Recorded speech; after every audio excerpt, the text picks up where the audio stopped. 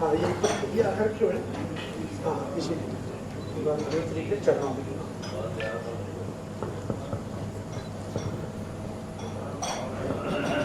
धन्यवाद। जोरदार तालियों से इनका उत्साहवर्धन करें जिससे ये विचारों को भी और इनको भी।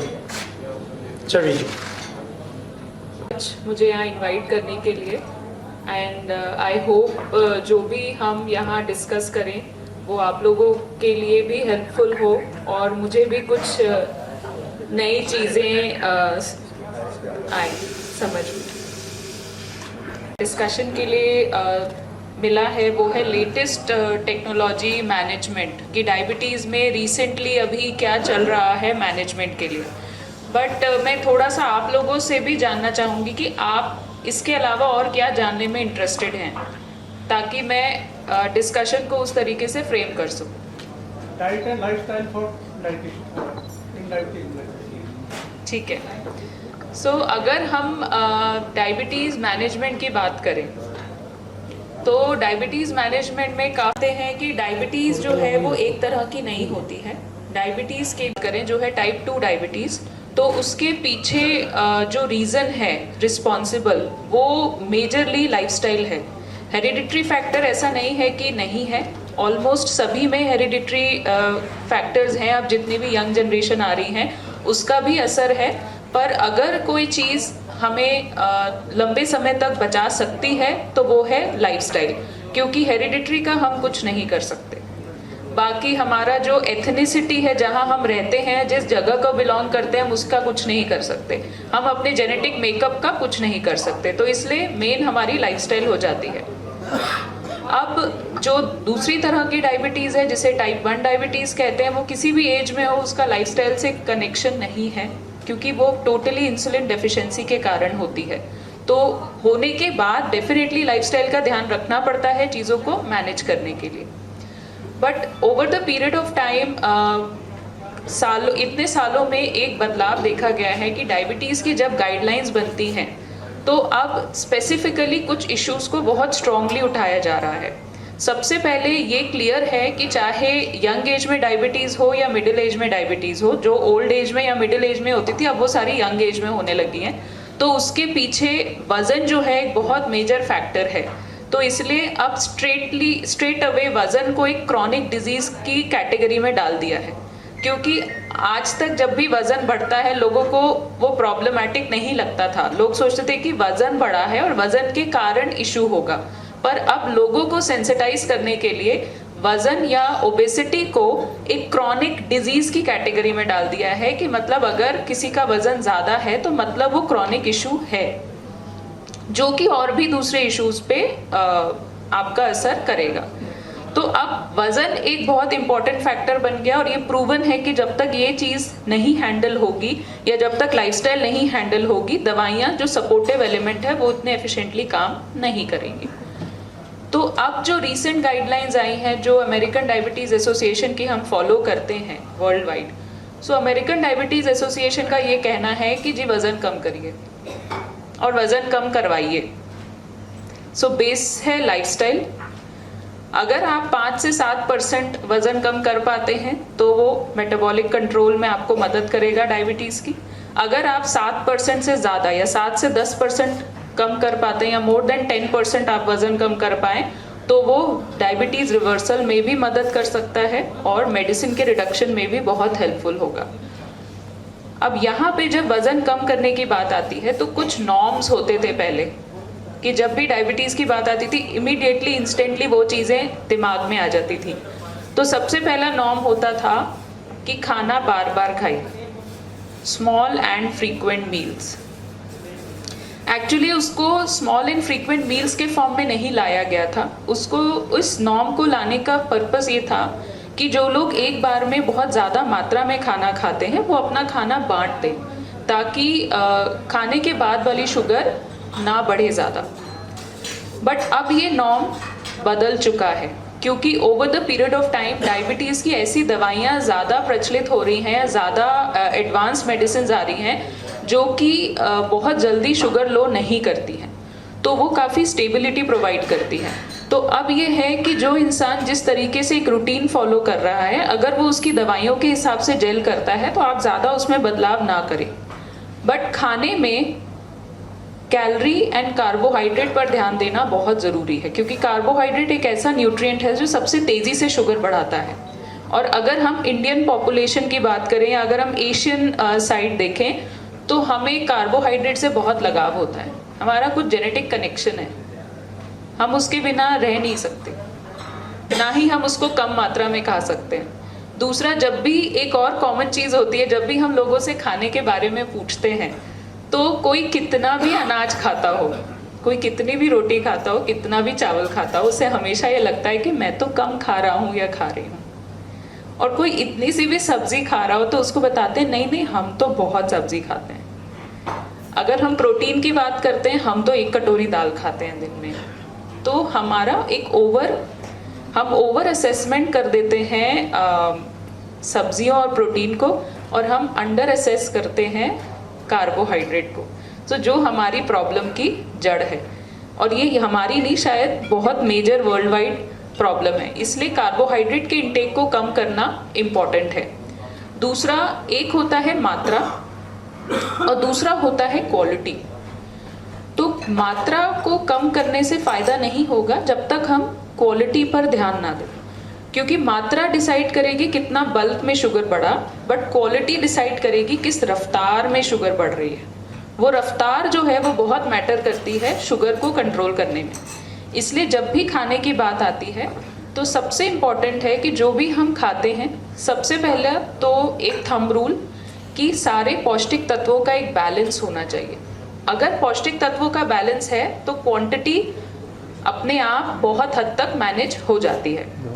अब ये बैलेंस कैसे क्रिएट किया जाए, तो उसका सबसे आसान तरीका है, जो साइंटिफिक वे है, जो पूरी दुनिया में फॉलो होता है, एक सिंपल तरीका कि आप 9 इंच की थाली को एक स्टैंडर्ड थाली माने, आधी थाली सब्जियों से भरें। अब उसमें सलाद भी होगा, पकी हुई सब्जी भी होगी। आधी थाली सब्जियों से भरने के बाद ये सीजनल सब्जियां होंगी, इसमें स्टार्ची वेजिटेबल नहीं आएगी। मतलब हम यहाँ पे आलू, शकरकंदी, अरबी की बात नहीं कर रहे हैं, हम दूसरी सब्जियों की बात कर रहे हैं। एक बार आपने अपनी थाली को आधा सब्जियों से भर दिया, फिर बारी आती है प्रोटीन की। तो 1/4 जो अगला 1/4 है उसको आप प्रोटीन से भरिए। अब प्रोटीन के सोर्सेज में आप वेजिटेरियन है तो दूध होगा, दही होगी, पनीर होगा, टोफू होगा, दालें होंगी। नॉनवेज है तो चिकन, फिश, एग, जो भी खाते हैं। आखिरी का 1/4 हिस्सा सिर्फ थाली में आपके अनाज का होना चाहिए। अगर हम सभी इस तरह से खाना शुरू कर दें तो नोटिस करेंगे कि हमारी आधी से ज़्यादा बीमारियां ऐसे ही ख़त्म हो जाती हैं, क्योंकि हमारी बीमारियों का प्रॉब्लम कहीं ना कहीं डिसबैलेंस होता है। चाहे वो आप अनीमिया ले लो, चाहे कोलेस्ट्रॉल लेवल्स ले लो, चाहे आप हार्ट इश्यूज़ ले लो। इंडियन पॉपुलेशन में हार्ट की प्रॉब्लम इतनी इसलिए होती है क्योंकि हम सब्जियां नहीं खाते और हम प्रोटीन नहीं खाते। ये हमारा रूट कॉज है। अब चाहे आप कोई भी इशू ले लो, अगर हमने इस तरह से एक बच्चे को भी खिलाना शुरू किया तो हम उसकी प्रॉब्लम्स को काफ़ी हद तक कंट्रोल कर सकते हैं। अब बात आई 1/4 थाली तो अनाज से भर ली, पर अनाज कौन सा चूज करें। अब आजकल तो समय है सोशल मीडिया का। सोशल मीडिया में बहुत नॉलेज मिलती है, व्हाट्सएप से बहुत नॉलेज मिलती है, पर वो नॉलेज कोई ले नहीं पाता क्योंकि ओवरफ्लो हो रहा है। लोगों को समझ में नहीं आता करो क्या। कोई कहता है ये खाओ तो वहीं दूसरा मैसेज आ जाता है कि नहीं नहीं ये मत खाओ, ये तो बहुत ही नुकसानदायक है। तो अपने प्रिमिटिव जो हमारे तरीके हैं हमारे इंडियन डाइट के, वो सबसे अच्छे हैं, हमें वही फॉलो करना है, हमें कन्फ्यूजन नहीं क्रिएट करनी उसमें। तो जब भी हम अनाज की बात करते हैं तो हमेशा ऐसा अनाज चुने जो रेशा युक्त हो। एक बात हमेशा याद रखें, थंब रूल, आप कितनी भी महंगी चीज़ पैकेट वाली खरीदेंगे, it is not worth it.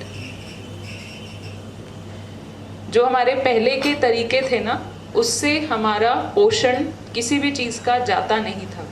जब से ये पैकेज्ड फूड और रेडी टू ईट फूड और कन्वीनियंस चीज़ें आ गई हैं, तब से हमारा न्यूट्रिएंट चला जाता है चीज़ों का।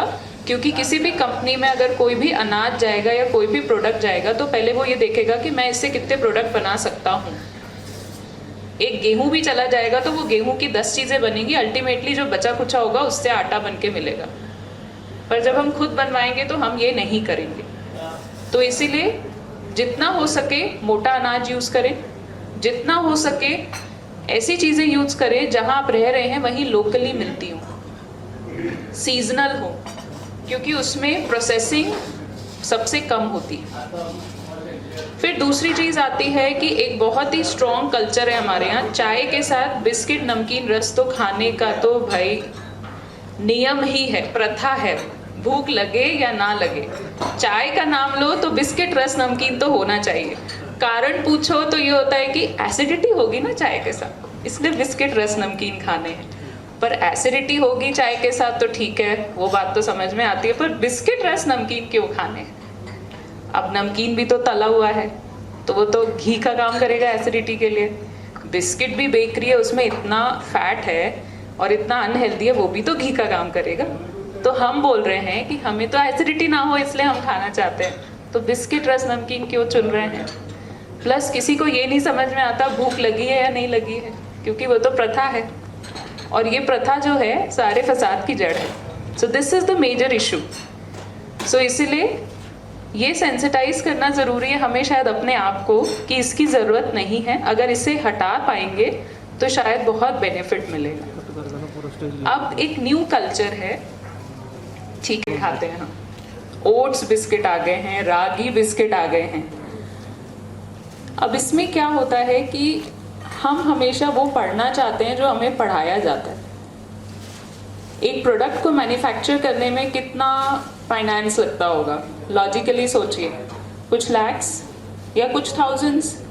पर उसका एडवर्टाइजमेंट करने में किसी कंपनी को कितना मनी स्पेंड करना होता है, करोड़स। ऐसा क्यों? बिकॉज वो हमें कुछ सिखाना चाहते हैं, क्योंकि जब तक हम वो सीखेंगे नहीं हम उनका प्रोडक्ट लेंगे कैसे।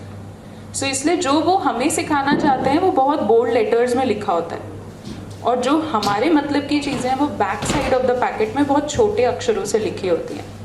सो जब भी आप कोई भी पैकेज फूड खरीदते हैं वो पढ़ें जो सबसे छोटे अक्षरों में पैकेट के पीछे लिखा है। उसमें आप कुछ कॉमन चीज़ें देखेंगे कि जो शुगर फ्री प्रोडक्ट्स होते हैं उसकी डेफिनेशन ये है कि उसमें शुगर नहीं होना चाहिए in form of sucrose, but उसमें शुगर के दूसरे नेम्स वाले ऑल्टरनेटिव्स हो सकते हैं। उसमें हनी हो सकता है, ग्लूकोज हो सकता है, ग्लूकोज सिरप हो सकता है, हाई फ्रक्टोज कॉर्न सिरप हो सकता है, उसमें सब कुछ होगा, और ये सब शुगर के अलग अलग नाम हैं। सो अगर हम इनको पढ़ेंगे तो हम ज़्यादा अवेयर रहेंगे। अगर हम ओट्स या रागी बिस्किट ले रहे हैं तो ओट्स, रागी, बाजरा, जवार, इनमें से किसी अनाज में बाइंडिंग नहीं होती तो उसके बिस्किट नहीं बन सकते, क्योंकि उसको रोटी बनाना ही एक टास्क है और उसकी रोटी बिलती तक नहीं है, तो बिस्किट कैसे बेक होगा उससे। सो आपका फर्स्ट इंग्रेडिएंट, जब भी आप कोई ऐसे पैकेज फूड खरीदते हैं हमेशा इंग्रेडिएंट्स में फर्स्ट 6 इंग्रेडिएंट्स रीड किया करिए। ये इंग्रेडिएंट्स हमेशा डिक्रीजिंग ऑर्डर में लिखे होते हैं। सो फर्स्ट 6 इंग्रेडिएंट्स वो होते हैं जो टॉप मोस्ट प्रोडक्ट्स होते हैं उस फूड आइटम के। सो उसमें सबसे पहले जो कैटेगरी है वो हमेशा मैदा ही लेके जाता है, क्योंकि उसमें 80% प्रेजेंट होता है। फिर उसमें फैट आएगा, शुगर आएगी, और फिर उसके बाद कहीं आखिरी में उस लिस्ट में बहुत आखिरी में आप देखेंगे कि वो ओट्स या रागी जैसी चीज़ें आ रही हैं। बट हमें बताया क्या जाता है एडवर्टाइजमेंट में कि ये तो रागी से बने और ये ओट्स से बने, क्योंकि हम नहीं रीड करना चाहते, इसलिए हम उनका इफेक्ट नहीं समझते।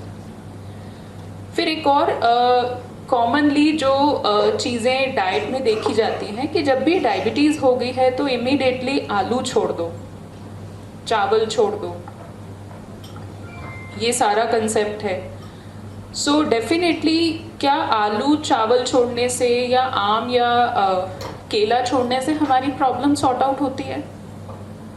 क्या ये हमारे घरों में यूज़ होने वाले कॉमन फूड आइटम्स नहीं हैं? और क्या ऐसा पॉसिबल है कि एक घर में एक ही पर्सन रहता हो, एक घर में तो 6 लोग रहेंगे, 5 लोग होंगे, 4 लोग होंगे? क्या जिसे डायबिटीज़ हुई है हम उसको अलग कर सकते हैं फैमिली से? This is not right. So इसलिए आलू, चावल और जो भी अनाज हैं उसमें आपको किसी चीज़ को छोड़ने की ज़रूरत नहीं है। दिस इज़ अगेन एक नेक्स्ट चीज़ है जो एड ऑन हुई है over the period of time, over the years.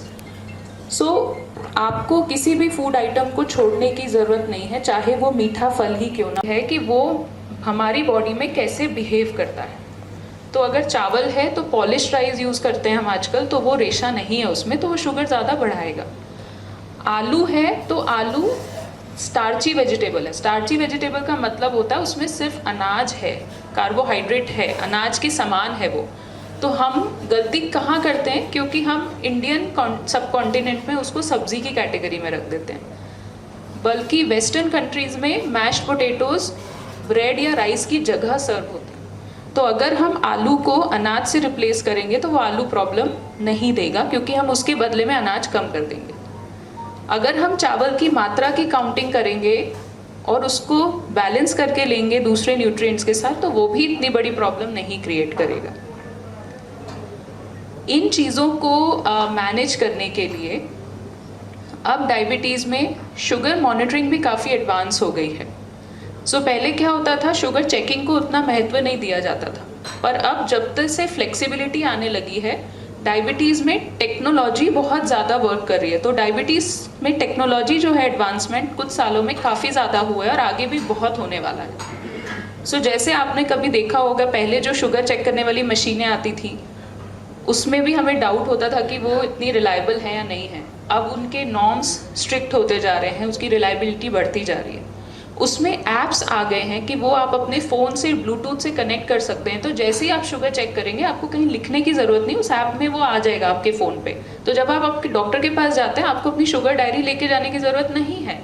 आप सिर्फ अपना फ़ोन तो होगा ही सबका, वो कैरी कर सकते हैं। कुछ ऐप्स ऐसे हैं जिसमें अगर आप डॉक्टर का कोड डाल दें या डॉक्टर के साथ कनेक्ट करें या उन्हें इनवाइट दे दें, तो वो डॉक्टर के अकाउंट में उस पर्सन का रिफ्लेक्ट होने लगता है शुगर पैटर्न। तो उसके कारण अगर कोई शुगर डायरी नहीं भी लाता है तो हम इन सब चीज़ों से रीडिंग्स को एक्सट्रैक्ट कर सकते हैं। इसके अलावा अब कंटिन्यूस ग्लूकोज मॉनिटरिंग जो CGMS डिवाइस है वो काफ़ी पॉपुलर हो रही है। ये जो है 24 घंटे का शुगर ट्रेंड दिखाते हैं। ये डिवाइसेस कुछ पेट पे भी लगती हैं। तो ये जो डिवाइसेस हैं उन लोगों के लिए बहुत हेल्पफुल होती है जो इंसुलिन पर होते हैं, या फिर ऐसे लोग जिनकी शुगर अनकंट्रोल हो रही हो, गोलियों का भी एडजस्टमेंट करना हो। तो किसी भी इंसान जिसकी शुगर बहुत फ्लक्चुएट हो रही होती है, या कोई आपके पास वॉकिंग करता है और बोलता है कि मेरी शुगर तो बहुत लो हो रही है, पर वो नहीं समझा पाते कि किस समय लो हो रही है, या अनईजी लगता है बहुत फ्रीक्वेंटली, अगर वो अफोर्डिंग है तो उनको CGMS पे रखा जा सकता है 14 दिन के लिए। वो जो CGMS होता है वो ना सिर्फ हमें as a health care practitioner बहुत अच्छा आइडिया देता है, पर उसके साथ हम लोगों को खाने का पूरा चार्ट मेंटेन करने के लिए कहते हैं। दूसरे पर वही पर्सन से जब हम बात कर रहे होते हैं तो उनके दिमाग में इमेज नहीं बनती है। सो प्रॉब्लम इसी क्लैश का होता है कि एक पर्सन जो बता रहा है उसके जिससे फॉलो करना है उसके दिमाग में वो इमेज नहीं बनी, तो उसको बात नहीं समझ में आती। पर जब हम ये CGMS के ग्राफ्स दिखा के उनसे वही बात करते हैं तो उन्हें वो बात समझ में आती है, और फिर जब वो उसमें चेंजेस देखते हैं तो लैकिंग हुई, और वो उस चीज़ को चाहे जितना भी करेक्ट कर पाए पर एटलीस्ट वो समझ पाते हैं। तो ये टेक्नोलॉजिकल एडवांसमेंट्स है। इंसुलिन्स में भी काफ़ी टेक्नोलॉजिकल एडवांसमेंट्स हो चुके हैं। लॉन्ग एक्टिंग इंसुलिन है तो ऐसी जो 24 घंटे से ऊपर के समय काम करे। अब विद इन अ ईयर या 1 साल बाद ऐसी इंसुलिन भी आ जाएगी जो हफ्ते में 1 दिन लगानी। प्लस वेट लॉस, क्योंकि जितना मैक्सिमम हम वजन कम कर पाएंगे उस व्यक्ति को उतनी कम दवाइयों की ज़रूरत पड़ेगी, या उतनी कम इंसुलिन की ज़रूरत पड़ेगी, और उतनी कम प्रॉब्लम्स होंगी। दूसरा, अब डायबिटीज़ में ऐसी भी दवाइयाँ डेवलप हो गई हैं जो सिर्फ शुगर को कंट्रोल करने में हेल्पफुल नहीं है, वो किडनी के लिए भी हेल्पफुल है, वो हार्ट के लिए भी हेल्पफुल है। और कुछ वेट लॉस मेडिसिन ऐसी हैं जो FDA ने नॉन डायबिटिक इंडिविजुअल्स के लिए भी अप्रूव करी हैं, क्योंकि वो इतनी सेफ हैं। तो rather than taking other medicine, अब डायबिटीज मेडिसिन का सिनेरियो बहुत ही अलग लेवल पे जा रहा है। बट कोर इशू हमारी अभी भी लाइफस्टाइल है। तो लाइफस्टाइल में इम्पॉर्टेंट है कि जो हम फॉलो करते हैं, हम किसी के खाने को चेंज करने से पहले उसको उस खाने की क्वालिटी के बारे में समझाने की कोशिश करते हैं, क्योंकि क्वालिटी जो है वो बेस है। अगर हमने बेस को नहीं मेंटेन किया तो हम दूसरी चीज़ें मैनेज नहीं कर सकते। तो इसलिए क्वालिटी जो होता है उसका सबसे इम्पॉर्टेंट प्लेस हम रखते हैं, उसके साथ फिर हम चेंजेस करना शुरू करते हैं। पर कभी भी जो एक फर्स्ट काउंसलिंग होती है वो बहुत बेसिक होती है, और हम लोगों को ये समझाने की कोशिश करते हैं कि आप जब आएंगे तो एक और इशू होता है कि मीठा खा सकते हैं कि नहीं, बाहर का खा सकते हैं कि नहीं। तो हम डायबिटीज़ को एज अ लाइफ सिनेरियो की तरह लेते हैं कि कोई इंसान हो सकता है डायबिटीज़ के साथ 40 साल जिएगा, कोई 50 साल जिएगा, कोई 60 साल जिएगा। सो ये जो है उसमें ऐसा तो नहीं है कि वो फेस्टिविटीज़ एंजॉय नहीं करेंगे, ऐसा भी नहीं है कि पार्टीज़ में नहीं जाएंगे, ऐसा भी नहीं है कि उनके घर में कोई सोशल गैदरिंग नहीं होगी। तो उन चीज़ों को कैसे मैनेज करना है उन लोगों को वो भी सिखाना बहुत ज़रूरी है, क्योंकि सिर्फ एक चार्ट से किसी का प्रॉब्लम सॉर्ट आउट नहीं होगा। एंड डायबिटीज़ में अब जो लेटेस्ट है और भी चीज़ है कि डायबिटीज़ एजुकेशन का बहुत इम्पोर्टेंस है। किसी भी अच्छे सेटअप में या बहुत एडवांस सेटअप में आप देखोगे डॉक्टर अकेले काम नहीं करते, डॉक्टर के साथ डायबिटीज़ एजुकेटर्स की टीम होती है।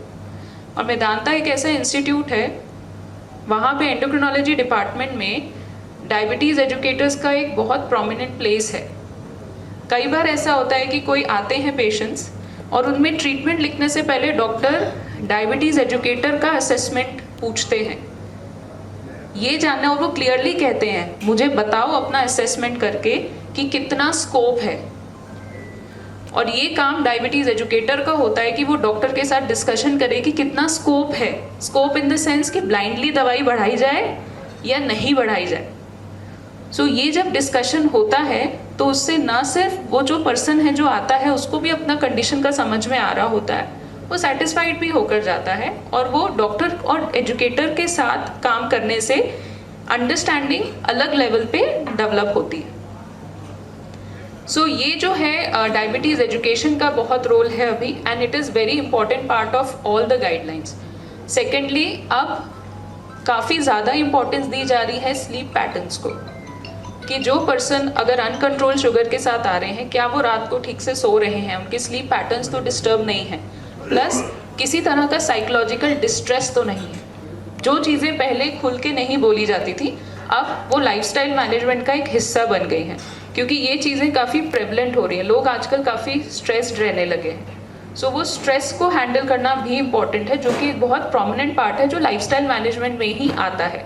सो दवाइयाँ तो डेफिनेटली एडवांस हो रही हैं, पर लाइफस्टाइल मैनेजमेंट को जितनी इम्पोर्टेंस अब दी जा रही है उतना शायद पहले नहीं था।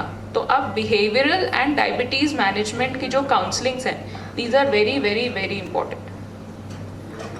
अब इसके अलावा आप लोगों को कुछ अगर स्पेसिफिक चीज़ें पूछनी है या आपके माइंड में कुछ क्वेश्चन हो डायबिटीज़ के बारे में, एडीए रिवर्सल का टर्म नहीं यूज़ करता। डायबिटीज़ के लिए जो टर्म यूज़ किया जाता है वो है रेमिशन का। रिवर्सल का मतलब होता है कोई चीज़ को आप कंप्लीटली इरेडिकेट कर दोगे, वापस नहीं आएगी। रेमिशन का मतलब होता है कि हम थोड़े समय के लिए उसको एक पर्टिकुलर लेवल पे रोक सकते हैं, और उसमें भी एडीए का स्पेसिफिक इंडिकेशन है। वो लोग जिनको प्री डायबिटीज़ है, या वो लोग जिनको टाइप 2 डायबिटीज़ है, और वो लोग जिनको initial stage of type 2 diabetes है, या फिर ऐसे लोग जो बहुत ज़्यादा ओबीज हैं, यंग एज में हैं, अगर वो अपना वज़न कम करते हैं more than 10%, more than 7 to 10% अगर वेट लॉस करते हैं, तब वो रेमिशन कर सकते हैं। रेमिशन का मतलब है कि कितने समय तक लेस देन 6.5 रुकेगी वो हम नहीं बता सकते। और रेमिशन को तब कहा जाता है जब कोई व्यक्ति कंटिन्यूअसली अपनी शुगर लेवल को लेस देन 6.5 मेंटेन कर पाता है 3 महीने तक बिना दवा के, तब कहा जाता है रेमिशन हुआ है। रेमिशन का मतलब ये नहीं होता कि वो वापस नहीं आएगी, वो वापस आ सकती है। We can control now. हो सकता है क्योंकि टाइप 2 डायबिटीज़ में 2 चीज़ें हैं। एक है कि बॉडी में फैट ज़्यादा होने के कारण इंसुलिन रेजिस्टेंस क्रिएट होगा, इंसुलिन काम नहीं कर पाएगी। दूसरा है बैकग्राउंड में इंसुलिन डेफिशिएंसी चल रही है। अब हर इंसान जिसको डायबिटीज़ डायग्नोस हो रही है या डायबिटीज़ है, वो अलग अलग स्टेजेस पे हो सकता है। किसी के केस में रेजिस्टेंस ज़्यादा होगा, डेफिशिएंसी कम होगी अभी, किसी के केस में डेफिशिएंसी ज़्यादा होगी और रेजिस्टेंस भी होगा। तो जो रेमिशन होता है वो इंसुलिन रेजिस्टेंस कम करने से होता है। हम डेफिशिएंसी को किसी की नहीं ख़त्म कर सकते या पूरा नहीं कर सकते, तो अगर किसी को डायबिटीज है, यंग एज में डायबिटीज है, वो चाहे थोड़ा ओवरवेट भी है, पर उसको इंसुलिन डेफिशिएंसी का इशू है अगर, तो रेमिशन नहीं होगा। तो what is a source of free flowing carbohydrate जो फ्रुक्टोज होते हैं, बट ये मना नहीं होते डायबिटीज में। फ्रूट्स का एक पोर्शन कंट्रोल करके सभी तरह के फ्रूट्स एंजॉय किए जा सकते हैं। अगर इन जनरल बात करें, कई लोग बोलते हैं मुझे यही फल सूट करता है, मुझे ये नहीं सूट करता, ये सही बात है। तीसरी चीज, फल जब भी खाते हैं एक पोर्शन 150 से 200 ग्राम से ज्यादा नहीं होना चाहिए। अगर आप बहुत मीठे फल खाते हैं, आम, केला, चीकू, अंगूर, शरीफा, तो उसका पोर्शन और आधा होना चाहिए इसका, क्योंकि वो उतना ही कार्बोहाइड्रेट देगा जितना एक नॉर्मल फल देगा। फल का एक पोर्शन वो पोर्शन होता है जो 15 ग्राम कार्बोहाइड्रेट दे, उस हिसाब से 150-200 ग्राम की मात्रा निकल के आती है। अगर बहुत मीठा फल है तो उसकी 75 ग्राम के अराउंड या 100 ग्राम के अराउंड निकल के आएगी। आप फल को कोशिश ये करें कि खाने की जगह ना खाएं। खाने की जगह खाएंगे तो ढेर सारे फल आ जाएंगे। तो कई बार लोग 80 से 100 ग्राम कार्बोहाइड्रेट खाने के टाइम पे ले लेते हैं, क्योंकि वो एक थाली भर के फल खाते हैं चाहिए या कुछ और नहीं खाना चाहिए, तो वो एक और क्रिएट कर देता है साइकिल। देन कोशिश ये करनी चाहिए कि फल को खाने के साथ क्लब ना करें अगर डायबिटीज है तो, क्योंकि खाने में हम रोटी चावल तो खाएंगे ही, तो कार्बोहाइड्रेट तो हमारा जा ही रहा है, तो इसलिए वो वाला जो कार्बोहाइड्रेट है उसको एज अ स्नैक यूज करें तो ज्यादा बेहतर, क्योंकि फ्रक्टोज सभी फलों में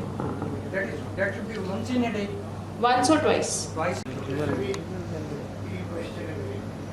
कि HbA1c 8 तक भी हो तो नॉर्मल है, ये बड़ा कंट्रोवर्शियल है। क्लिनिकली हम लोग ये देखते हैं जिनका भी 7 से ऊपर रहे उनको प्रॉब्लम रहती है। तो इनिशियली तो हम लोग यही ट्राई करते थे कि 6.7 से ऊपर ना जाए, बट जो अब डायबिटिक का आ गया, ये मैं जैसे खुद भी almost for last 37 years diabetic हूँ, और मैं दिन में 2 बार 2000 से 2 बार शुगर टेस्ट करता हूँ, और मेरी फास्टिंग जो है कभी 130 से ऊपर नहीं गई और बीपी कभी 200 से ऊपर नहीं गई। लेकिन HbA1c पिछले 1 साल से कई बार 7.1, 7.2 भी आती है, और फॉर लास्ट 7-8 ईयर्स मुझे आई प्रॉब्लम भी हुई, मैकुलर एडिमा हो गया, तो अब मुझे इंजेक्शन लगते हैं, इम्प्लांट भी डलते हैं। तो एक लॉन्ग टर्म से आपकी शुगर कभी 200 को क्रॉस नहीं की। I am diabetic for last 37 years, तो फिर भी आपके बॉडी पे वो अफेक्ट होते हैं जो शुगर की वजह से होते हैं। थर्ड क्वेश्चन है sweet potato. This is a very controversial. आजकल बहुत आर्टिकल आते हैं कि डायबिटिक को स्वीट पोटैटो खाना, हम शुरू से इसको मना करते हैं कि नहीं, इसमें शुगर बहुत ज़्यादा है, तो इसके लिए नो है। What's your opinion about these 3 things? Please, madam, there are certain naturally occurring substances, जैसे करेला है, जामुन है, and like that. List है हर 10। क्या इनका क्या रोल है? My first part of my question is इनका रोल चाहिए स्पेसिफिक। Second role psychic. जो पेशेंट्स डिप्रेस्ड हैं उनको खाने की क्रेविंग होती है, वो कितना भी मना कर लो, कितना भी एडवाइस कर लो, वो उसको फॉलो नहीं करते। They go on eating craving for a certain food. How to control that? Okay, thank you very much. करेला है या फिर जामुन के सीड्स हैं या मेथी दाने हैं, सो डेफिनेटली इनका रोल है। ऐसा नहीं है कि इनका रोल नहीं है, हम लाइफस्टाइल में ये चीज़ें यूज़ करते हैं, पर आइडियली जब हम स्टडीज़ देखते हैं तो मेथी दाने का prominent role effect sugar control में तब आएगा जब उसको 85 ग्राम्स या उससे ऊपर कंज्यूम किया जाएगा। कोई 85 ग्राम्स ऑफ मेथी सीड्स नहीं खाता। तो इसलिए जो हम पढ़ते हैं उसके जो भी रिसर्चेज है उसमें किस क्वांटिटी पे बताया गया है कि इसका रोल है, वो हमें समझना ज़रूरी है। बस एज एन एड ऑन्स हम इनको यूज़ करते हैं जो जिनके लिए साइंटिफिक बेस है। जैसे मेथी दाना जो है उसमें सॉल्युबल फाइबर है, प्लस मेथी दाना जब सोक होता है तो वो अपने कुछ एलिमेंट्स रिलीज करता है पानी में जो इंसुलिन रेजिस्टेंस को कम करने में हेल्प करते हैं, तो उनको एज एन एड ऑन हम यूज़ कर सकते हैं। जामुन सीड्स का भी रोल है। करेले का रोल थोड़ा सा कंट्रोवर्शियल है क्योंकि कुछ स्टडीज़ ये कहती हैं कि करेला खाने से थोड़ी देर के लिए शुगर लेवल में एक मास्किंग आ जाती है कि शुगर लेवल थोड़ी देर बाद बढ़ के आता है। मैडम, इनको जो मेडिसिन फॉर्म में बना के फार्मेसीज बेचते हैं वो खाना चाहिए नेचुरल? नेचुरल खाना चाहिए क्योंकि वो मेडिसिन फॉर्म में हेल्प नहीं करता है। कई लोग इन मेडिसिन फॉर्म्स के चक्कर में अपनी ओरल मेडिसिन छोड़ देते हैं, तो जो बिल्कुल बॉर्डर लाइन डायबिटीज़ में होते हैं कुछ समय उनका काम तो चल जाता है, पर आगे जाके फिर वो 11% 10% HbA1c लेकर आते हैं। Okay, thank you ma'am. तो इनको जब यूज़ करें तो as an add on use करें, नेचुरल फॉर्म में यूज़ करें, ये ना सोचें कि यही सब कुछ है। My second part of my question, the psychic part, the depressed patient go on eating, how to control that? Craving for a particular food, how to control that? See, we follow a simple logic कि वो जो craving होती है in case of depression या in case of some kind of psychological issue, उसके लिए पहले psychologist consult बहुत इंपॉर्टेंट है, क्योंकि बॉर्डर लाइन कॉज जब तक हम ठीक नहीं करेंगे वो क्रेविंग हम नहीं ठीक कर सकते। सो हम इन ऐसे सिचुएशन में we send them for psychological consultation, और उसको इम्पोर्टेंस देना बहुत ज़रूरी है। लोग हेजिटेशन के कारण नहीं जाते। लोगों का ये पॉइंट ऑफ व्यू है कि कोई सोचेगा कि मैं अगर साइकोलॉजिस्ट से कंसल्टेशन ले रहा हूँ तो मतलब मैं पागल हो गया हूँ। अभी भी लोगों के ये नॉर्म्स हैं, बट हम में से शायद मैक्सिमम लोगों को हम में से कभी ना कभी साइकोलॉजिकल कंसल्टेशन की ज़रूरत है, तो उनको बड़ा कन्विंस करना पड़ता है। फिर एक और इशू होता है कि वो सोचते हैं कि diabetes educator, because diabetes education is not only education about food, diabetes education is lot of psychological aspect of education also, कि हमें किसी चीज़ के लिए या किसी ट्रीटमेंट के लिए या किसी डायरेक्शन के लिए अगले पर्सन को कन्विंस करना है। अब काउंसलिंग कहने लगे हैं साइकोलॉजिकल उसके लिए, हाँ, तो काउंसलिंग इज थोड़ा काउंसलिंग ही होती है। हाँ। तो जब तक हम उनको वहाँ नहीं एड्रेस नहीं करेंगे उन इश्यूज को, जब तक हम उनको भेजेंगे नहीं, या जो भी उनको ट्रीटमेंट है वो जब तक रूट कॉज में वो नहीं मिलेगा, वो खाने की प्रॉब्लम सॉर्ट आउट नहीं होती है। वो थोड़े समय कंट्रोल कर पाते हैं, बट फिर वो फिर से हो जाता है। Early ही ADA says कि it should be a individualized approach. Individualized approach in the sense कि अगर कोई बहुत यंग इंडिविजुअल है जिसको डायबिटीज़ हुई है 30s 40s में, तो उनके लिए sugar target should be less than 6.8. Stricter control if diabetes is happened at young age. फिर मिडिल एज में लेस देन 7% ही आज तक HbA1c का क्राइटेरिया है। एंड अगर कोई ओल्ड इंडिविजुअल हैं जिनको कुछ कोमॉर्बिडिटीज़ भी हैं, जैसे लिवर इशू है, किडनी का इशू है, तो उसमें जहाँ पे हमें लो शुगर से उनको प्रोटेक्ट करना है, हम उसमें मॉडरेट कंट्रोल फॉलो करते हैं। तो उस कैटेगरी में वो 7.5 to 8 के बीच में रखा जाता है, पर वो कैटेगरी डॉक्टर डिफाइन करते हैं। तो उसमें इंडिविजुअलाइज्ड अप्रोच बना के डॉक्टर गोल सेटिंग करते हैं कि आपकी शुगर इस रेंज में हो तो चलेगा और HbA1c इस रेंज में हो तो चलेगा। प्लस अब जो है मोर देन HbA1c हम ग्लूकोज वेरिएबिलिटी को ट्रैक करते हैं। तो पहले क्या था, एक ट्राइंगुलर शेप में था कि फास्टिंग शुगर देखो, PP शुगर देखो, HbA1c देखो टू मैनेज शुगर। अब ये है कि इसके अलावा क्वालिटी ऑफ लाइफ देखो, जिसमें साइकोलॉजिकल इश्यूज भी आ जाएंगे उनके, और उनका क्या बिहेवियरल इश्यूज हैं। साथ में ग्लूकोज वेरिएबिलिटी देखो। वेरिएबिलिटी मतलब शुगर कितनी फ्लक्चुएट हो रही है। अगर किसी का HbA1c 7.5 है विद स्टेबल शुगर्स और दूसरे ही पर्सन का HbA1c 7.5 है विद लोज एंड हाइज, तो वो वाला 7.5 उसको नुकसान पहुंचाएगा। सो इसीलिए ग्लाइसेमिक वेरिएबिलिटी अब एक अलग इशू है, एक अलग ऑब्जेक्टिव है टू अटेन, और इसको अटेन किया जाता है विद द आइडिया और with the time in range concept से। टाइम इन रेंज का मतलब है कि 70 to 180 एक ऑप्टिमम रेंज है, जो रिसर्चेस से प्रूव हुआ है कि अगर more than 70% of the time कोई इंडिविजुअल अपनी शुगर 70 to 180 के रेंज में रख पाता है तो उसके कॉम्प्लिकेशंस के चांसेस रिड्यूस होते हैं। प्लस 70 से कम अगर शुगर जा रही है तो लेस देन 4% जानी चाहिए। तो ये जो है ये कुछ नॉर्म्स हैं जो अब चेंज हो रहे हैं विथ टाइम। तो हम जब CGMS लगाते हैं तो एक्चुअली हम ग्लूकोज वेरिएबिलिटी और टाइम इन रेंज को ट्रैक कर रहे होते हैं, क्योंकि वो शुगर मॉनिटरिंग करने से नहीं होते, क्योंकि हम शुगर मॉनिटरिंग कर रहे हैं तो फिक्स टाइम पे करेंगे या हर कोई रोज नहीं करेगा। सो इसलिए अब CGMS इसलिए इतना प्रेवलेंट होता जा रहा है। और इन फ्यूचर आप ये देखेंगे कि जितनी भी कंपनीज हैं जो शुगर मॉनिटरिंग डिवाइस लॉन्च किया हुआ है जिनने, वो सब अपना अपना CGMS लेकर आने वाली है। एंजियोफरेंजियोमा ਦਾ 2019 ਉਹ ਗੁੜਗਾਉਂ ਤੋਂ, ਠੀਕ ਹੈ ਜੀ। ਉਸ ਤੋਂ ਬਾਅਦ ਕਨਸਟੈਂਟਲੀ ਉਹ ਮਤਲਬ ਹਾਈਡਰੋਕੋਰਟਿਸੋਨ ਤੇ ਹੈ 20 ਮਿਲੀਗ੍ਰਾਮ ਸਵੇਰੇ 10 ਦੁਪਹਿਰੇ 10 ਰਾਤ, ਠੀਕ ਹੈ ਜੀ। ਤਾਂ ਉਹਦੀ ਜਿਹੜੀ HbA1c ਹੈ ਉਹ 9 ਅਰਾਊਂਡ 9 ਰਹਿੰਦੀ ਹੈ। ਤੇ ਡਾਕਟਰ ਸਾਹਿਬ ਮਤਲਬ ਉਹ ਹੀ ਦੱਸੋ ਕਿ ਉਹ ਵਿਦਨ ਰੇਂਜ ਹੈ ਕਿ ਹੋਰ हाइड्रो रॉन्ग होता है। स्टेरॉइड का जो शुगर बढ़ाने का साइकिल होता है वह अप्रॉक्सीमेटली 12 घंटे का होता है, और स्टेरॉइड अगर किसी को दिन में एक बार भी चल रहा हो 20 मिलीग्राम या 30 मिलीग्राम, तो उन लोगों को सिर्फ ओरल दवाई से या गोलियों से शुगर नहीं कंट्रोल होती, साथ में इंसुलिन लेना पड़ता है। आपकी वाइफ का मॉर्निंग में भी चल रहा है, लंच में भी चल रहा है, डिनर में भी चल रहा है, उन्हें स्ट्रिक्टली इंसुलिन की ज़रूरत है, वो भी 4 बारी। सिर्फ गोलियों से उनका बेनिफिट नहीं मिलेगा, और 9% HbA1c काफ़ी ज़्यादा है। With steroid? No, in any case, in any situation. Steroid है, कोई भी ऐसी दवाई है जो शुगर बढ़ाती है, इसका मतलब ये नहीं कि हम शुगर बढ़ा के रखेंगे। कोई ऐसी दवाई है जो शुगर बढ़ाती है तो हम उसमें डायबिटीज़ मैनेजमेंट को बदलेंगे कि जी इसमें गोलियां काम नहीं करती हैं उतनी इफेक्टिवली, क्योंकि उस मेडिसिन का इफेक्ट बहुत इंटेंस है शुगर के ऊपर, तो हमें साथ में अगर इंसुलिन देनी होगी तो हम इंसुलिन देंगे।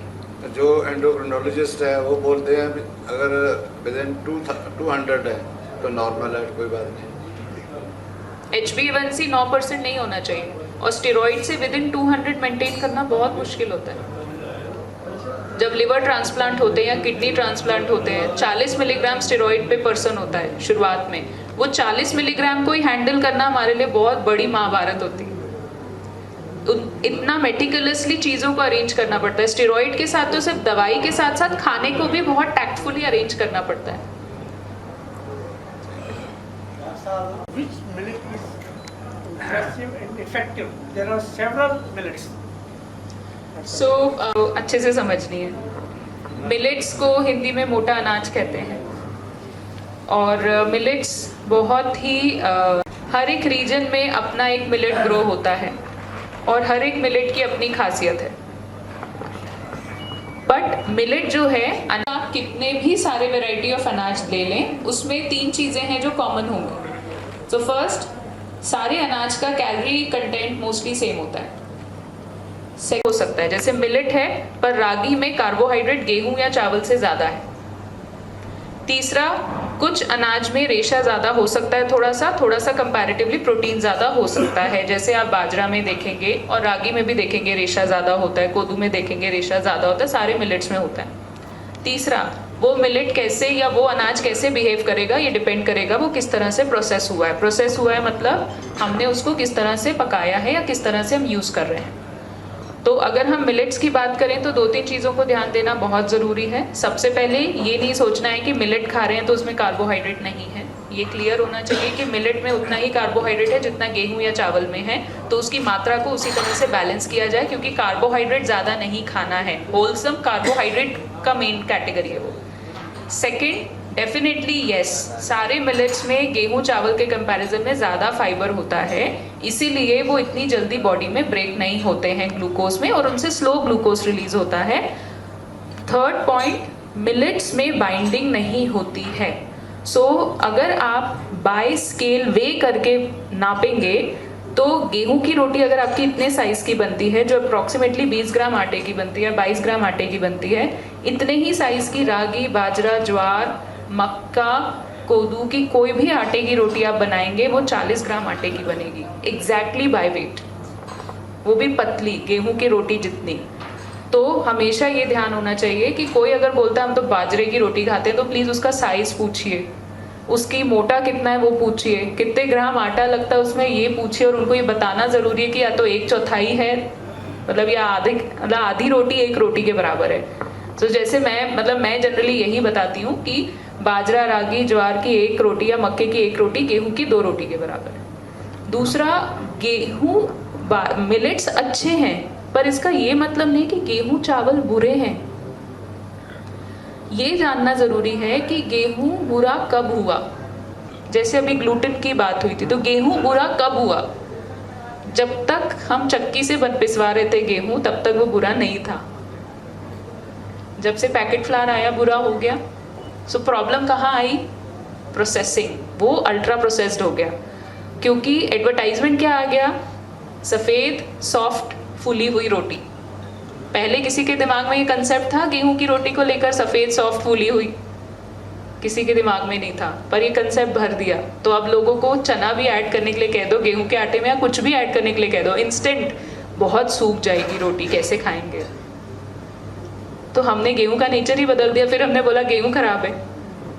दूसरा, लोग बोलते हैं ग्लूटेन नहीं खा रहे हैं, पर वही लोग ब्रेड खा रहे होते हैं, वही लोग बिस्किट खा रहे होते हैं, सूजी खा रहे होते हैं। तो gluten has nothing to do with diabetes mismanagement.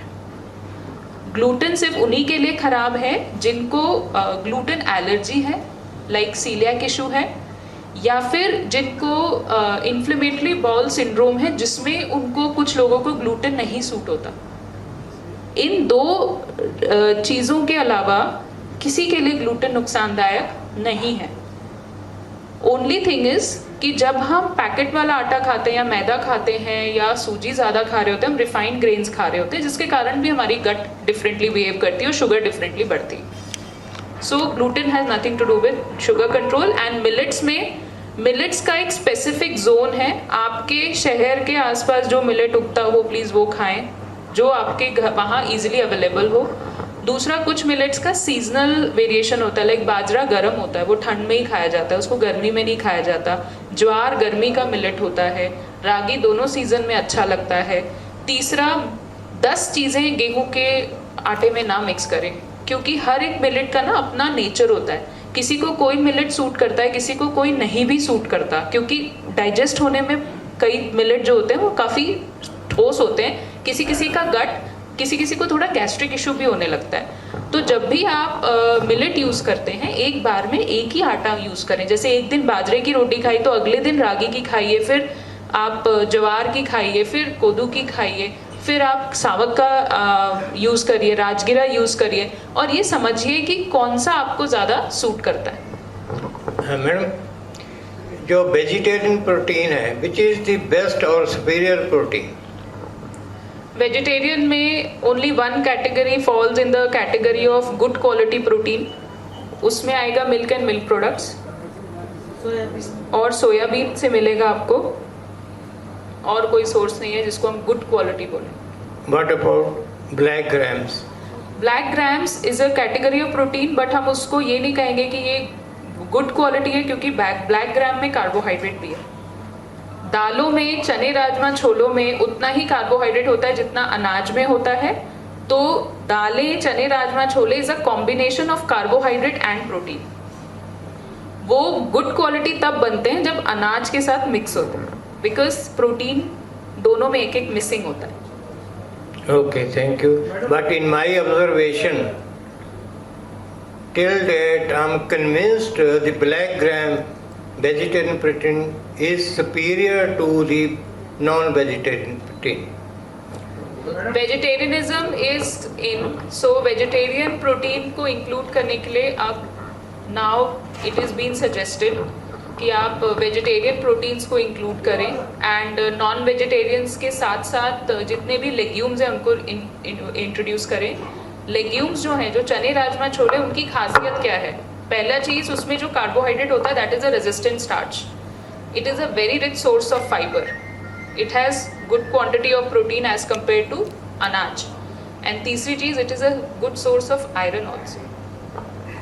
Doctor साहब, माय क्वेश्चन, कुछ समय के बाद 2-3 साल के बाद इसको चेंज ओवर करना चाहिए या ये कंटिन्यू कर सकते हैं मेटफॉर्मिन के साथ? देखिए, वो डिपेंड।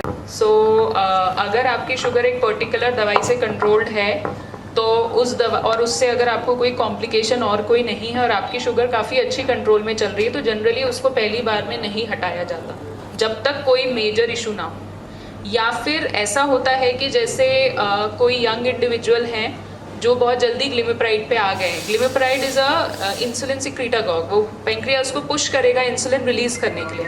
बट अब डायबिटीज़ में कई ऐसी दवाइयाँ हैं जो मेजरली इंसुलिन रेजिस्टेंस पे काम करती हैं। तो अब glimepiride is not the second choice of medicine. पहले क्या था? Glimepiride was the second choice of medicine after metformin.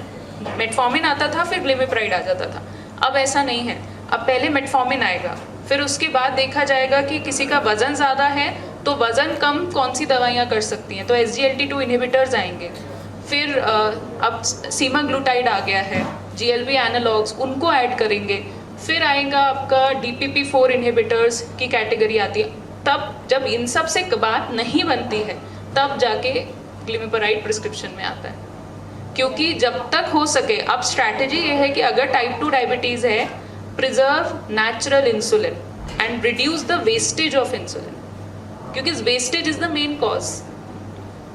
सो अगर आपका इतने सालों से डायबिटीज़ और कंट्रोल में है तो वो डिपेंड करता है इंडिविजुअलाइज्ड, अगेन क्या एज है, कितने साल हो गए हैं, क्या वजन है, कौन सी ऐसी दवाइयाँ जो अभी तक ट्राई नहीं हुई है।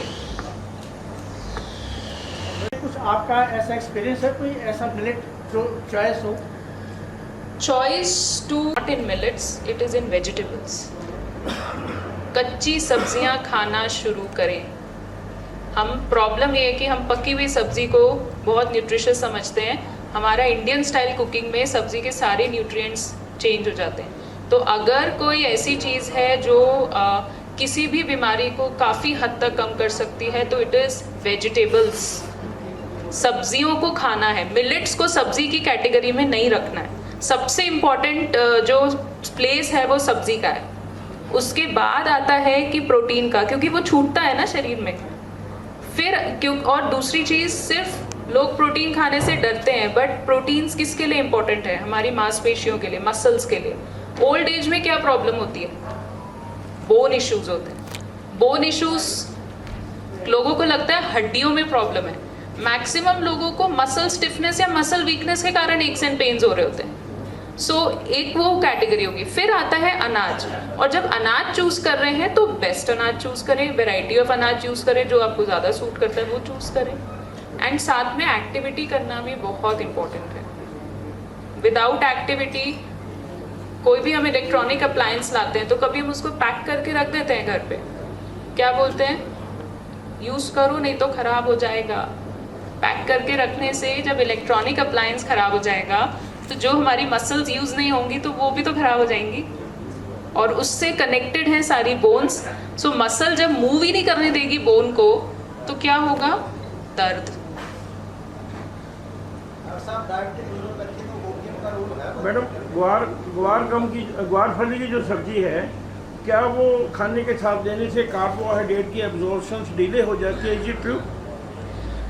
किसी भी सब्जी को खाने के साथ लेने से कार्बोहाइड्रेट की एब्जॉर्प्शन डिले हो जाती है, इसीलिए सीक्वेंस में सबसे पहले सब्जियां खानी चाहिए। नहीं, ग्वार फली का क्या रोल? स्पेसिफिक रोल नहीं है।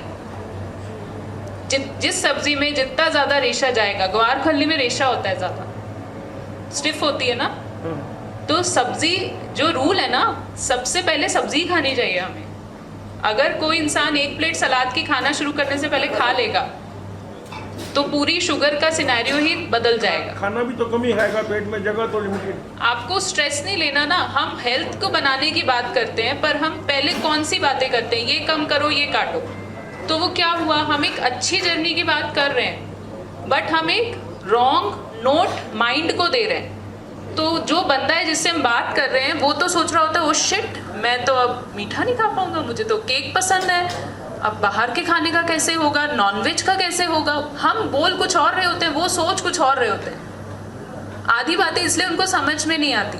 तो अगर हम यही कॉन्वर्सेशन इस चीज़ से स्टार्ट करें कि ये जोड़िए ताकि हेल्थ इम्प्रूव हो, तो हमने काटने की बात नहीं करी, हमने जोड़ने की बात करी। Addition always gives a positive signal to mind. तो अगर मुझे कोई बोलेगा ये मत खाओ तो मुझे झटका लगेगा। It means the vegetables which have high content of Vegetables delay the absorption of sugar because vegetables एक नेट की तरह क्रिएट हो कर देती है। फैट भी नहीं जा सकता इतनी जल्दी जब तक वो नेट से फिल्टर नहीं होगा। वो नेट क्रिएशन होता है फाइबर खा के। इसबगोल को पानी में डालेंगे तो क्या होगा, फूल जाता है, एक नेट का स्ट्रक्चर बन जाता है। वही चीज़ तो फाइबर हमारी बॉडी में जाके कर देता है। इसलिए जब ये बोलते हैं कि कोई साबुत अनाज खा रहे हैं या चने राजमा छोले खा रहे हैं या मिलेट्स खा रहे हैं, थोड़ी जगह पेट में रखनी चाहिए क्योंकि वो भी तो जाके फूलेंगे, उनके लिए स्पेस रखनी ज़रूरी है। ओके दोस्तों, लास्ट क्वेश्चन प्लीज। अब हमारे चीफ गेस्ट पधार चुके हैं, एक लास्ट क्वेश्चन अगर किसी का है तो। एक कन्वीनियंट और मेजर डाइट प्लान छोटा सा शॉर्ट में जो 50-60 के लोग हैं उनके ऊपर। छोटा सा शॉर्ट में ब्रेकफास्ट लंच डिनर छोटा सा कन्वीनियंट और जो इजी हो, जिसमें शुगर भी कंट्रोल रहे, बाकी बॉडी की एक्टिविटीज भी रहे। देखिए, मैं एक लाइफ का सिंपल रूल है जो मैं खुद भी फॉलो करती हूँ और मैं सबको बोलती हूँ फॉलो करने के लिए। आप उन चीज़ों पर चलें जो आप बचपन से खा रहे हैं। याद करें उन चीज़ों को जब आप बचपन में जो खाया करते थे और कैसे खाया करते थे। जब आप नाश्ता करते हैं तो ज़्यादा फैंसी फूड्स की तरफ मत जाएं, अपने नॉर्मल नेटिव फूड आइटम और नेटिव रेसिपीज़ को फॉलो करें। जब भी खाना खाते हैं सबसे पहले तो हम दूध दही का परहेज़ नहीं करते हैं, तो दूध दही के साथ जो भी अनाज का आइटम लेना होता है, हम नाश्ते में कहते हैं वो लीजिए, बदल बदल के लीजिए, एक ही एक चीज़ मत खाइए। उस समय सबसे पहले सलाद खाइए, दाल दही अच्छे से खाइए, साथ में रोटी चावल की मात्रा जितनी भी आप धीरे धीरे कम कर सकते हैं उसको कम करिए ताकि चीज़ें ऑप्टिमाइज हो। अब हम ये नहीं बोलते कि चावल मत खाइए, गेहूं की रोटी मत खाइए, ये मत खाइए, क्योंकि एक लाइफ है तो इसलिए सारी चीज़ें इंक्लूड करनी ज़रूरी है। जिस चीज़ के लिए हम बहुत पर्टिकुलर हैं कि बिस्किट, रस, नमकीन, चिप्स, मैदे वाली चीज़ें हम किसी को अलाउ नहीं करते। ये मेदांता से किसी को भी अगर डाइट कंसल्टेशन मिलेगा तो वो स्ट्रिक्ट नो होगा। उसको केला आम का रिस्ट्रिक्शन मतलब मनाही नहीं होगी, उसका तरीका बता दिया जाएगा। उसको चावल खाने के लिए कोई मना नहीं करेगा, उसका तरीका बता दिया जाएगा। पर बिस्किट, रस, नमकीन, चिप्स हम अलाउ नहीं करते। आप हेल्दी स्नैक खाइए और जब भूख लगे तब खाइए, कंटिन्यूसली मत खाइए। हाँ जी, बाकी आप हमारे ग्रुप में डाल देना, हम कोशिश करेंगे सम्राट अशोक के थ्रू आपको वहीं पे जो आप ग्रुप में मिल जाएगा। ठीक है, बहुत बहुत धन्यवाद छवि जी, बहुत अच्छा लगा। मुझे आज पता लगा वेदांता लोग क्यों खिंचे चले जाते हैं। इतने सुंदर सुंदर डॉक्टर्स हैं, इतनी सुंदर सुंदर आवाज़ है, तो लोग इसलिए वेदांता भागे जाते हैं। आइए प्लीज़, आओ छवि जी, आप भी आओ। ये एक हमारा प्यार भरा सर्टिफिकेट आपके लिए हमारी पूरी एसोसिएशन की तरफ से, एक गिफ्ट आपके लिए, प्लीज। अतिथि वैद professor Kartar Singh Dhiman ji, vice chancellor Ayush university Kurukshetra, Ayurveda के महाविद्वान पधार चुके हैं। मैं डॉक्टर देवेंद्र अरोड़ा जी से रिक्वेस्ट करूंगा उनका स्वागत करें। हम तो आपको हमेशा बांध के रखेंगे अपने साथ, आप जहाँ पे भी जाओ हम बांध के रखेंगे। Thank you very much. ये डॉक्टर देवेंद्र अरोड़ा जी हैं, जिनके प्रयासों से कॉलेज की स्थापना हुई 1971-72 में। ठीक है सर, ये हमारे नेता थे, हमारे बड़े भाई हैं, तो इनके भाग दौड़ से बहुत बहुत स्वागत, बहुत बहुत धन्यवाद। तो सर अब आपका टाइम है, आप ऊपर आइए, इसके ऊपर आइए। मैं डॉक्टर धीमान जी से अनुरोध करें कि वो अंजलि अर्पित करें। सर जूते उतार के।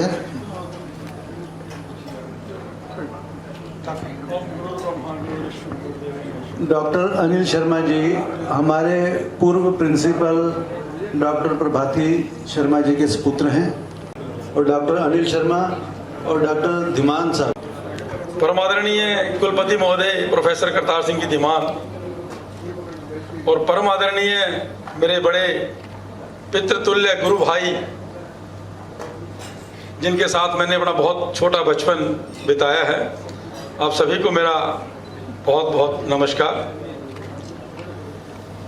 ये मैं पहले माननीय कुलपति महोदय को बताना चाहूँगा कि जो यहाँ पे ये लौह पुरुष बैठे हैं सर, वैसे तो रमेश राय जी ने बताया, लेकिन ये वो लौह पुरुष हैं जिन्होंने इस श्री कृष्णा आयुर्वेदिक कॉलेज की स्थापना में अपना तन मन और धन लगाया।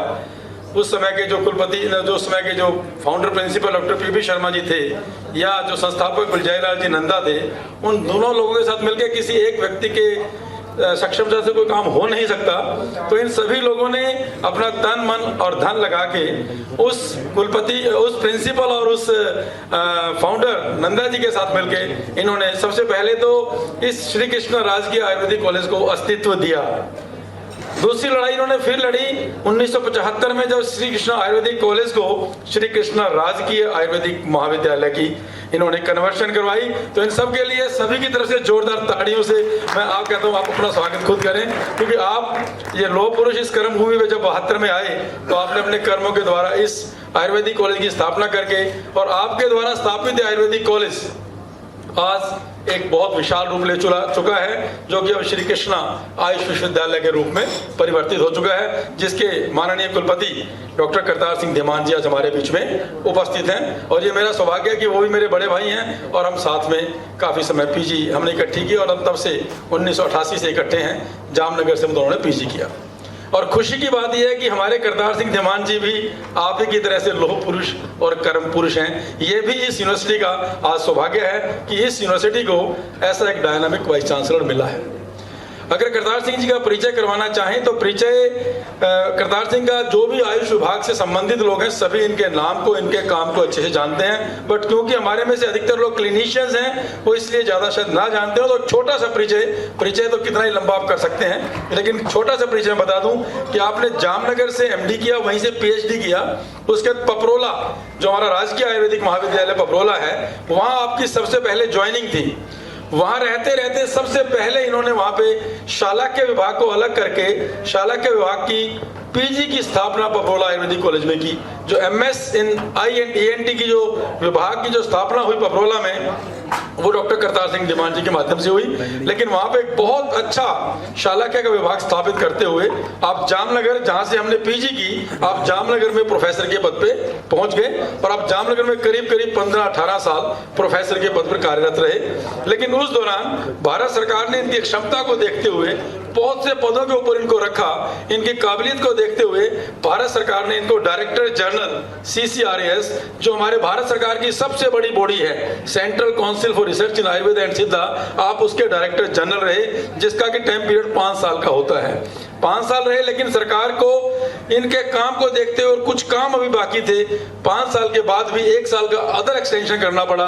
तो अब 6 साल तक वहाँ पे डायरेक्टर जनरल CCRAS में रहे, जहाँ रहते हुए आपने पूरे CCRAS का कायाकल्प कर दिया। करीब करीब बहुत कॉम्पिटेंट, जो कि खाली पड़ा था CCRAS, वहाँ पे आपको 400 से 500 लोगों को अपॉइंटमेंट करने का, अच्छे पदों पे बैठाने का मौका मिला। और आपने बड़ी बखूबी से उन 500 आयुर्वेदिकों को, जो कि बहुत कॉम्पिटेंट लोग थे, उनको वहाँ पे CCRAS में एस्टेब्लिश करने का एक इस मौके का भरपूर फायदा उठाया और लोगों को वहाँ पे स्थापित किया। और उसके बाद फिर ये बनारस हिंदू यूनिवर्सिटी में भी वहाँ से फिर प्रोफेसर चले गए, क्योंकि ऑन डेपुटेशन पे थे, तो आप BHU में भी प्रोफेसर रहे। और उसके बाद फिर वापस जामनगर में प्रोफेसर थे। जब इनकी रिटायरमेंट तो 31 दिसंबर को है अभी 2024 में, लेकिन क्योंकि हरियाणा सरकार ने इनको कुलपति महोदय का यहाँ पे ये पद दे दिया, तो आप VRS लेके आज से 6 महीने पहले ही वहाँ से रिटायर होके आ गए हैं। और आप 24/7 इस श्री कृष्णा आयुष विश्वविद्यालय की, जो कहते हैं ना इंटरनेशनल विश्वविद्यालय, तो उसकी स्थापना, उसका वो एस्टेब्लिशमेंट करने के लिए 24/7 तन मन धन से लगे हुए हैं। और इसके अलावा एकेडमिक और रिसर्च वर्क जो इनका रहा, वो दुनिया भर के रिसर्च पेपर्स है, एकेडमिशियन बुक्स लिखी इन्होंने, वो सब चीज़ें डिफरेंट है। बट द थिंग इज कि he has been a very dynamic administrator, a dynamic academician and a dynamic person like you people, and we are lucky to have doctor Kartar Singh Dhiman among all of you. And I just now I like to welcome Dr. Kartar Singh Dhiman ji to show his dynamicity and let you brief about the dry eyes in Ayurveda perspective. Thank you. आज्ञा हो तो ऊपर चला जाओ।